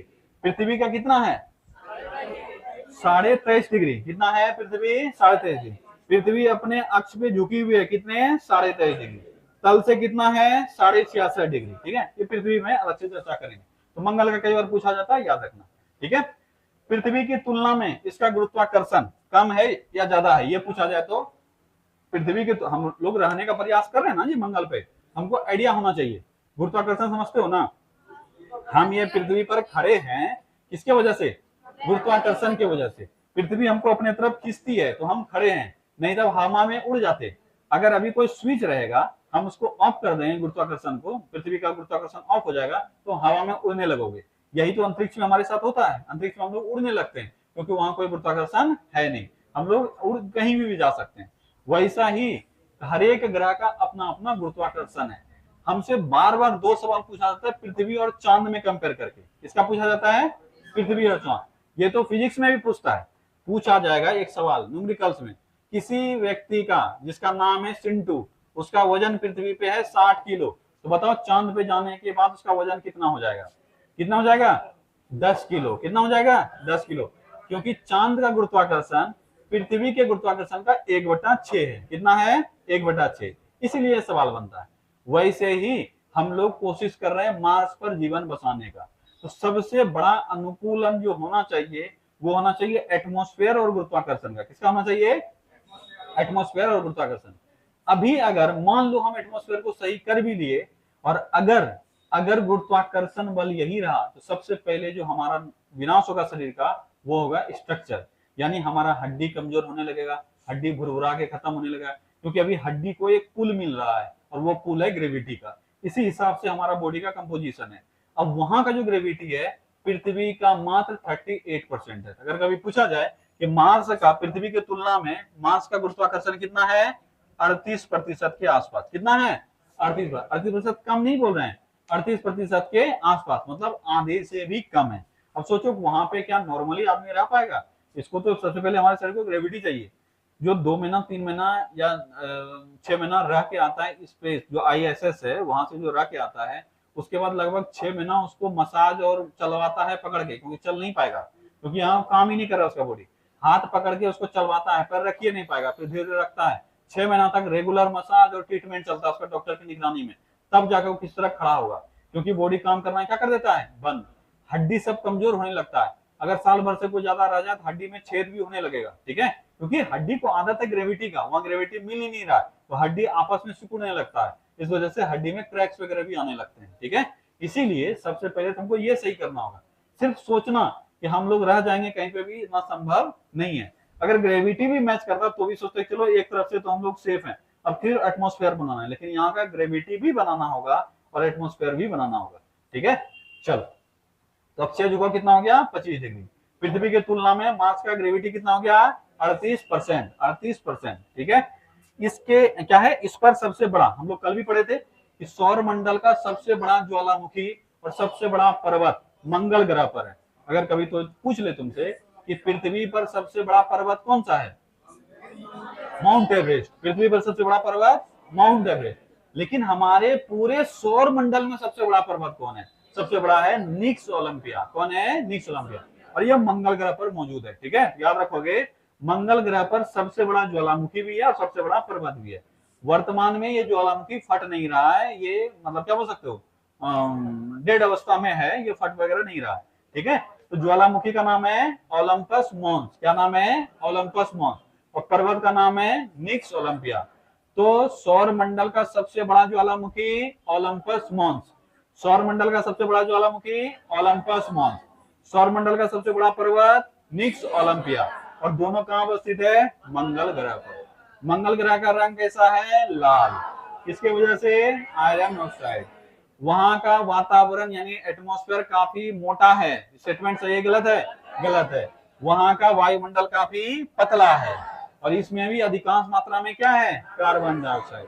ऑक्सीजन कितना है, मात्र 0.13% है, ठीक है। वहां का अक्षीय झुकाव कितना है, 25 डिग्री। ये पृथ्वी के लगभग बराबर है। पृथ्वी 10.5 और उसका कितना है, 25।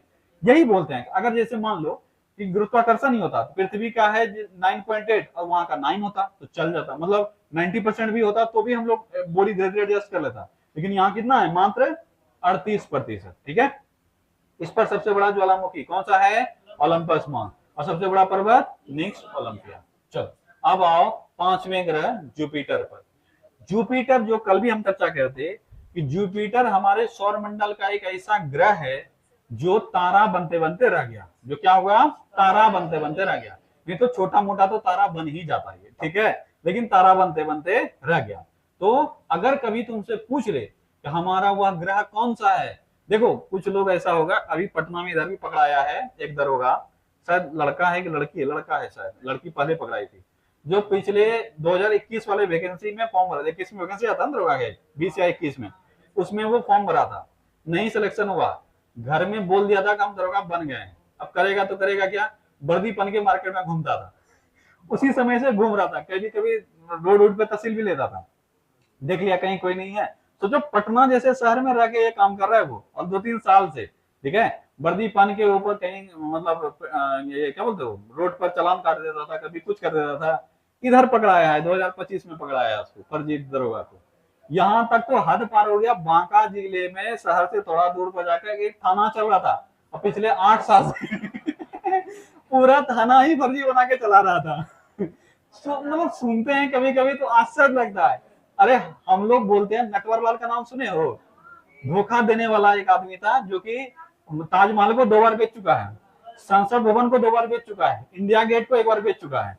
सोच के देखो खरीदने वाला कितना बड़ा बड़ा होगा। ठीक है, हमको बेचने वाला का तारीफ नहीं लग रहा है, खरीदने वाला का लग रहा है, साला वो क्या था जो खरीद भी लिया।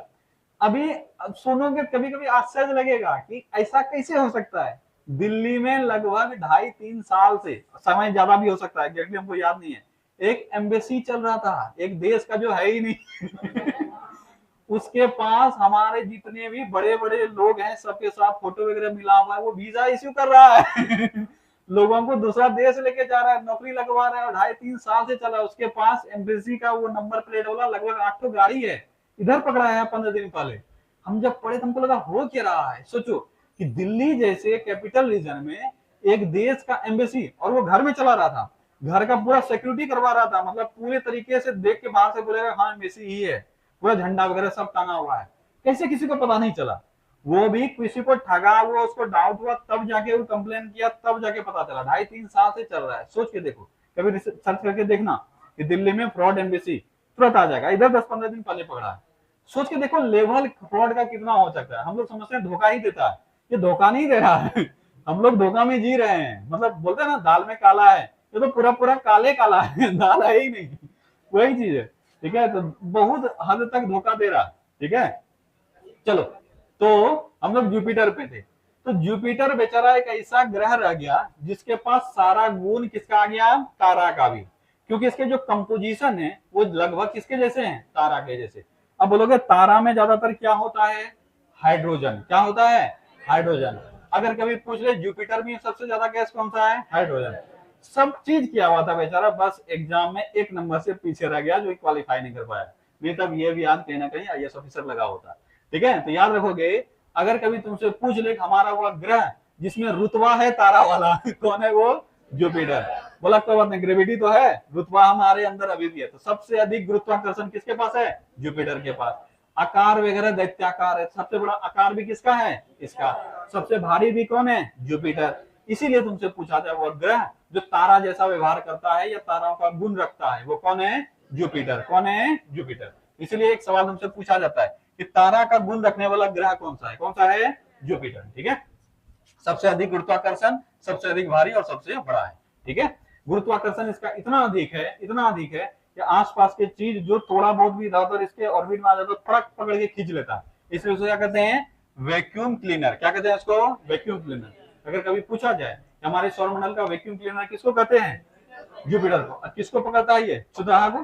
ठीक है, क्षुद्र ग्रह, क्षुद्र ग्रह जैसे थोड़ा बहुत निकलेगा पकड़ के खींच लेता है, आज कहां भाग रहा है। ठीक है, चलो, इसलिए इसको क्या कहते हैं, वैक्यूम क्लीनर। ठीक है, चलो, इसका परिक्रमण काल कितना है, परिक्रमण काल 12 वर्ष। कितना है, 12 वर्ष। परिक्रमण काल 12 वर्ष। 11.9 है, लेकिन हम लोग 12 याद रखेंगे, काम चल जाएगा। ठीक है, परिक्रमण काल कितना है, 12 वर्ष। परिक्रमण काल 12 वर्ष।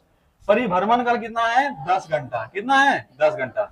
और ये परिभ्रमण काल यानी घूर्णन काल जो है ये सबसे कम है। इसलिए सबसे छोटा दिन वाला ग्रह कौन सा है, ये है बृहस्पति यानी जुपिटर। ठीक है, याद रखोगे। इसका द्रव्यमान है सूर्य का, मतलब सूर्य के द्रव्यमान से कंपेयर करते हैं तो 1,000वां हिस्सा है। कितनावां हिस्सा है, 1,000वां हिस्सा। ये कई बार एग्जाम में पूछा गया है कि जुपिटर का द्रव्यमान सूर्य के द्रव्यमान का कितनावां हिस्सा है। कितनावां हिस्सा है, 1,000वां हिस्सा।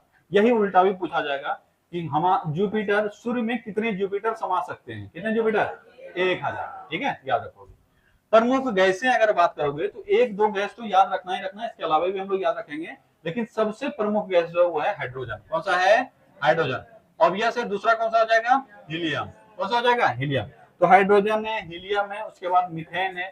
ठीक है, अमोनिया भी कुछ मात्रा में। तो कौन कौन सा हो जाएगा, हाइड्रोजन, हीलियम, मीथेन। ठीक है, मीथेन, अमोनिया। ठीक है, उसके बाद कौन सा है, और हाँ, सल्फर डाइऑक्साइड। ठीक है, ये सब प्रमुख रूप से है। लेकिन जरूरी नहीं सब एग्जाम में दे, ये 100% याद रखना कि किस ग्रह में सबसे अधिक हाइड्रोजन है। कौन सा है वो, जुपिटर। हाइड्रोजन, हीलियम इसका प्रमुख कंस्टिट्यूएंट है। इसलिए तो बोले कि ये ऐसा ग्रह है जो कि किसका गुण रखता है, तारा का गुण रखता है। कैसा गुण रखता है, तारा का। ठीक है, अच्छा, इसमें कोई बर्फ है क्या, तो आंसर है नहीं। ये हिम रहित ग्रह है। अगर पूछा जाए कि एकमात्र ग्रह जो हिम रहित है, बर्फ रहित है, वो कौन सा है, वो है जुपिटर। कोई दिक्कत यहां तक नहीं। अब आया उपग्रह का बारी। उपग्रह अगर इसका पूछा जाए तो वर्तमान में ढूंढने गए उपग्रहों की संख्या है 95। कितना है? हाँ, ये बढ़ भी सकता है, ये फिक्स नहीं है, बढ़ भी सकता है। तो वर्तमान में ढूंढेंगे उपग्रहों की संख्या है 95। इसमें जो सबसे बड़ा है वो है गैनीमेड, इसके बाद यूरोपा, आयु, ये सब ऑर्डर में नहीं है, लेकिन हाँ ये 4 उपग्रह इसका सबसे पहले ढूंढा गया। कौन कौन सा? गैनीमेड, यूरोपा, आयो और कैलिस्टो। ये वही बूढ़ा ढूंढा जो कि टेलीस्कोप लेके बैठा था। टेलीस्कोप का आविष्कारक किसको मानते हैं? गैलीलियो को। तो गैलीलियो ही ढूंढा है सबसे पहले, जितना नया नया चीज होगा वही ढूंढता है। इसके बाद शनि का रिंग भी सबसे पहले कौन देखा है? गैलीलियो, वही देखा है और लगा, अरे देखो रिंग दिख गया। ठीक है, तो अगर पूछा जाए कि गैलीलियो उपग्रह किसको कहते हैं, इसी चारों को कहते हैं गैलीलियो उपग्रह। क्या कहते हैं इसको? गैलीलियो उपग्रह। अगर कभी तुमसे पूछा जाए कि गैलीलियो उपग्रह किसको कहते हैं, तो जुपिटर के 4 उपग्रह गैनीमेड, यूरोपा, आयो और कैलिस्टो को, ये सबसे पहले गैलीलियो ने ही ढूंढा था। इसीलिए इस चारों को क्या कहते हैं? गैलीलियो उपग्रह। क्या कहते हैं? गैलीलियो उपग्रह। क्या ये चारों नाम याद रहेगा? अच्छे से याद रखना। कौन कौन सा? गैनीमेड, यूरोपा, आयो और कैलिस्टो, ये चारों याद रखना। ठीक है, चलो अब है सैटर्न यानी शनि। शनि के लिए सबसे खास बात जो है वो है इसका रिंग। क्या है? रिंग। इसमें रिंग्स की संख्या कितनी है? 7। कितने रिंग्स है इसमें? 7। ठीक है, तो ये 7 रिंग्स जो है ये इसका खास है। ठीक है, और ये हमारे सौरमंडल का दूसरा सबसे बड़ा ग्रह। ये तो ऑर्डर बता ही दिए हैं। अगर ऐसे भी कभी कोई पूछ ले कि सौरमंडल का दूसरा सबसे बड़ा ग्रह कौन सा है, कौन सा है? शनि। कौन सा है? शनि। ठीक है, शनि। इसका बोले तो एक और खास क्वेश्चन जो तुमसे पूछा जाता है वो है इसका घनत्व। क्या पूछा जाता है? घनत्व। बोले थे एक ऐसा ग्रह जो कि इतना हल्का है कि पानी पर तैर सकता है, वो कौन सा है? वो है शनि। कौन सा है? शनि। इसीलिए शनि का घनत्व याद रखोगे। कई बार तो यही पूछ लेता है घनत्व कितना है, 1 से अधिक, 1 के बराबर, 1 से कम। तो क्या आंसर होगा? 1 से कम। मात्र 0.68। कितना है? 0.68 ग्राम पर सेंटीमीटर क्यूब। क्या है? 0.68 ग्राम पर सेंटीमीटर क्यूब, यही है ना? 0.687। ठीक है, तो याद रखोगे शनि का घनत्व मात्र 0.68 है और पानी का घनत्व होता है 1। कितना होता है? 1। तो पानी पर ये तैरता है। ठीक है, इसलिए अगर हम पानी पे तैराएंगे तो ये तैर जाएगा। ठीक है, तो याद रखोगे इसका घनत्व 0.68 ग्राम पर सेंटीमीटर क्यूब है और ये सभी ग्रहों में से यानी 8 ग्रहों में से सबसे कम घनत्व वाला ग्रह है। ठीक है, विशिष्टता अगर देखा जाए क्या है इसमें पाया जाने वाला? रिंग्स। कितने रिंग्स हैं? 7। कितने रिंग्स हैं? 7। रिंग्स की संख्या है 7। ठीक है, और रिंग्स को सबसे पहले किसने देखा था? गैलीलियो ने। किसने देखा था? गैलीलियो। ठीक है, चलो इसके बाद है इसका परिक्रमण काल और परिभ्रमण काल। परिक्रमण काल कितना है? 29.5 साल। ठीक है, कितना है? 29.5 वर्ष। ठीक है, और परिभ्रमण काल कितना है? 17 घंटा, 10.5 घंटा। 17 घंटा पूछ सकता, 10.5 घंटा। कितना है? 10.5 घंटा। 10 घंटा 34 मिनट है ना? 10 घंटा 34 मिनट। ठीक है, कितना है? 10 घंटा 34 मिनट। 10 घंटा 34 मिनट, 10.5 घंटा याद रखोगे, काम चल जाएगा। ठीक है, इसलिए ये सब पहले पढ़ा दिए। ठीक है, अगर अभी लिस्ट में पढ़ा दिए तो क्या इतना फोकस डाल रहे हो इस पर? ये याद रहता है पर याद रखना है, इसलिए हम इसका लिस्ट पहले पढ़ा दिए। तुम्हारे नोट्स में भी लिस्ट अलग से डाल दिए क्योंकि ये ज्यादातर अलग से पूछा जाता है। ठीक है, कुल उपग्रह अगर पूछा जाए तो कल भी चर्चा किए थे 274। कितना हो गया है? 274। रिसेंटली हम लोग ढूंढे हैं 128। पहले 140 तक पहुंच गया था, 128 ढूंढे और दो टोटल हो गया 274। तो कुल उपग्रहों की संख्या सैटर्न में कितना है? 274। सबसे बड़ा कौन सा है? टाइटन। कौन सा है? टाइटन। इसके अलावा भी कुछ नाम है जिसको याद रखो। इससे फोबे, फोबे का एक खासियत है। फोबे का खासियत क्या है? ये कई बार खासियत से सवाल आता है। ये उल्टा घूमता है। फोबे का खासियत क्या है? उल्टा घूमता है, यानी ग्रह किधर से किधर घूम रहा है? सैटर्न किधर से किधर घूम रहा है? पश्चिम से पूर्व। ये किधर से घूमेगा? पूर्व से पश्चिम। यही तुमसे पूछता है कि बताओ सैटर्न का वह उपग्रह जो कि उल्टा दिशा में घूमता है, कौन है वो? फोबे। कौन है? फोबे। ठीक है, उसके बाद रिया, उसके बाद लेपिटस, उसके बाद मिमास, उसके बाद पैन। इसमें 3 नाम तुम्हारे लिए काफी खास है, टाइटन, फोबे और रिया। ये 3 नाम खास है। अगर ये तीनों याद है उसके बाद पैन। ठीक है, लेपिटस और मिमास है, ये सब एक्स्ट्रा है, याद करोगे बाद में। लेकिन ये 3 नाम याद होने चाहिए, टाइटन, फोबे और रिया। ये तीनों से सवाल आ चुका है। ठीक है, इसलिए याद रखोगे। ठीक है, फिर से रिपीट करते हैं। कितने उपग्रह हैं? 274। इसमें सबसे बड़ा कौन है? टाइटन। इसके बाद ना क्रम नहीं है, क्रम नहीं है, ऐसा नहीं कि इसके बाद, मतलब याद क्या रखना है, होबे और रिया। अगर ये याद हो जाए तब लेपिटस, मीमांस और पेन, ये सब याद रखोगे। क्या यहां तक याद हो गया? 2 ग्रह और बचा है। इसके बाद कुछ अन्य फैक्ट्स है जो कि हम लोग इसके बाद पढ़ेंगे। इसके बाद हमारा अलग अगला जो टॉपिक होगा वो है एस्ट्रॉइड क्या होता है, उल्का पिंड जिसका चर्चा कर रहे हैं, क्षुद्र ग्रह, क्षुद्र ग्रह क्या है, उल्का पिंड क्या है, ये सब समझना है। ठीक है, क्षुद्र ग्रह सुने हो ना, उल्का पिंड भी सुने हो, तो ये दोनों एक ही है, एक अलग अलग है, ये सब हम लोग पढ़ेंगे। इसके बाद एक और पढ़ा हुआ धूमकेतु, धूमकेतु तो वो भी हम लोग डिटेल से दिखेंगे, धूमकेतु कैसे निर्मित होता है, उसका पूंछ क्या है, क्या क्या उसमें होता है, ये सब हम लोग पढ़ेंगे इसके बाद का टॉपिक। तो 2 ग्रह और बचा हुआ, वो खत्म करके चलो एक बार फटाफट रिवाइज कर लो। मरकरी का परिक्रमण काल 88 है, ये सबसे ज्यादा है कि सबसे कम है? सबसे कम है, इसलिए सबसे छोटा वर्ष कहाँ होता है? मरकरी का। परिभ्रमण काल 59 है, ये सोलर है या नक्षत्र है? नक्षत्र है। ठीक है, चलो इसका एक कैसा ग्रह है? सर्वाधिक तापांतर वाला, वायुमंडल नहीं पाए जाने के कारण दिन का तापमान लगभग 420 डिग्री, रात का तापमान 180 डिग्री, इसलिए तापांतर कितना? लगभग 600 डिग्री का। इसकी विशेषता क्या है? इसका मैग्नेटिक फील्ड। सबसे बड़ा क्रेटर यहाँ पाया जाता है कैरोलिस बेसिन। कौन सा है? कैरोलिस बेसिन। उपग्रह कितने हैं? नहीं है। वीनस का झुकाव कितना है? 2.7 डिग्री। ठीक है, सबसे गर्म एवं सबसे चमकीला है, और इसको क्या कहते हैं? सांझ और भोर का तारा। परिक्रमण काल कितना है? 225 दिन। परिभ्रमण काल कितना है? 243 दिन। और ये सभी ग्रहों में से सबसे अधिक परिभ्रमण काल है, मतलब सबसे बड़ा दिन कहाँ होता है? वीनस पर। ठीक है, सूर्योदय किस तरफ होता है? पश्चिम में। क्यों भैया? क्योंकि घूमता है पूर्व से पश्चिम। ठीक है, सबसे गर्म होने का कारण क्या है? इसका थिक वातावरण और उसमें लगभग 94% कार्बन डाइऑक्साइड। ठीक है, इसीलिए इसको कई बार क्या कहा जाता है? Pressure cooker. इसके बादल में, सॉरी, इसका जो वातावरण है यानी एटमॉस्फेयर, इसमें किसका बादल पाया जाता है? सल्फ्यूरिक एसिड का। इसीलिए सल्फ्यूरिक एसिड का रंग कैसा होता है बादल का? पीला और सफेद, इसीलिए कहा जाता है सल्फ्यूरिक एसिड के पीले सफेद घने बादल वाला ग्रह किसको कहा जाता है? वीनस को। और इस कारण से अंदर का कोई चीज दिखाई नहीं देता है, इसीलिए इसको कहते हैं ढका हुआ ग्रह या वेल प्लैनेट। ठीक है, चलो इसका निर्माण काल, आकार, भार, व्यास और द्रव्यमान सब लगभग किसके बराबर है? पृथ्वी के बराबर। ठीक है, इसीलिए इसको क्या कहते हैं? पृथ्वी की बहन। अब आ जाओ पृथ्वी पर। पृथ्वी के बारे में डिटेल हम लोग पढ़ेंगे, ज्यादा इसमें टेंशन लेना नहीं। मार्स, मार्स को क्या कहते हैं? लाल ग्रह। लाल रंग आयरन ऑक्साइड की वजह से। परिक्रमण काल 687 दिन, 687 दिन। परिभ्रमण 24 घंटा से थोड़ा सा ज्यादा। वायुमंडल बहुत पतला, जिसमें पाया जाता है क्या? कार्बन डाइऑक्साइड, नाइट्रोजन, आर्गन और ऑक्सीजन थोड़ा सा। अक्षीय झुकाव 25 डिग्री। पृथ्वी की तुलना में इसका गुरुत्व मात्र 38%।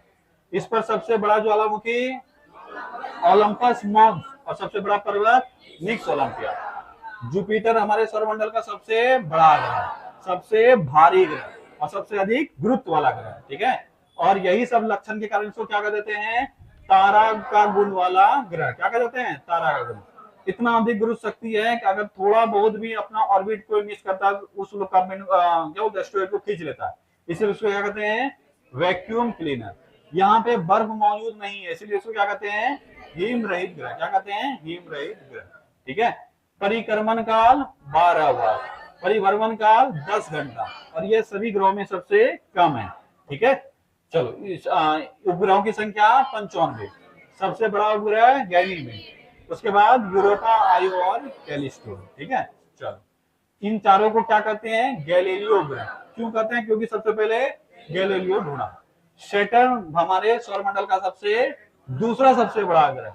घनत्व इसका कितना है? 0.6, और सभी में से यह सर्वाधिक कम घनत्व है, पानी से भी कम है, जिस वजह से ये पानी पर तैरता है। अगर पूछा जाए इसकी विशेषता, इसमें पाए जाने वाले रिंग्स, रिंग्स की संख्या है 7। ठीक है, परिक्रमण काल 29.5 वर्ष, परिभ्रमण काल 10.5 घंटा। कुल उपग्रह 274। सबसे बड़ा टाइटन, कोबे, अब हाँ याद रखने वाला, रिया, लेपिटस, मीमांस और पेन, ये सब प्रमुख इसके उपग्रह हैं। ठीक है, अच्छा एक सवाल जो आगे चल के कभी भी एग्जाम में अगर तुमसे पूछा जाए, क्या बृहस्पति के पास वलय हैं? ये याद रखना, अगर इस तरह का कोई सवाल कर रहा है, इसका मतलब पढ़ा लिखा आदमी क्वेश्चन बना रहा है। हकीकत यही है। अगर इस तरह के सवाल पूछे जा रहे हैं, इसका मतलब एग्जामिनर इस बात से वाकिफ है कि ग्रह के पास वलय है कि नहीं है, नहीं तब कोई सवाल ही नहीं बनता है। अगर इस तरह का सवाल कभी आया तो आंसर करोगे हाँ। क्या बताए थे, जितने भी गैसियस ग्रह हैं सभी के पास वलय है। बाकी इतना ही डिफरेंस है, इसका हमको दिखता है सैटर्न का, बाकी का बहुत दूर दूर है, हमको दिखता नहीं है, लेकिन अब हम ढूंढ चुके हैं सबके पास वलय है।